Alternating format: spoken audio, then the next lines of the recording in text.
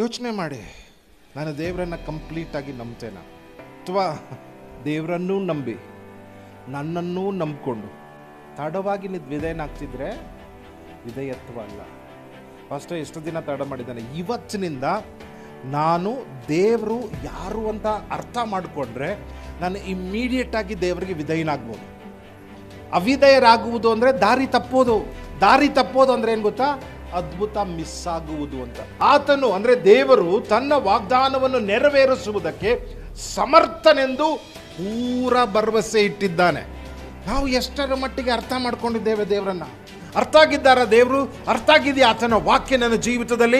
ನಾವು ಅರ್ಥ ಆಗಿದ್ದರೆ ನಾನು ಹೇಳ್ತೇನೆ, ಆತನ ಮಾರ್ಗದಲ್ಲಿ ನಡೀತೇವೆ, ಆತನ ಹೇಳಿದ ಪ್ರಕಾರ ನಡೀತೇವೆ.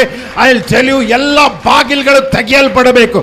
ವಾಕ್ಯ ಹೇಳುತ್ತೆ ಯೆರೆಮೀಯನ ಪುಸ್ತಕದಲ್ಲಿ, ಓ ಕಬ್ಬಿಣದ ಬಾಗಿಲುಗಳನ್ನು ನಾನು ಒಡೆದು ಬಿಸಾಕುವಂತವನಾಗಿದ್ದಾನೆ, ತಾಮ್ರದ ಕಂಬಗಳನ್ನು ನಾನು ನಾಶ ಮಾಡುವಂತವನಾಗಿದ್ದಾನೆ. My God is a God who breaks iron doors.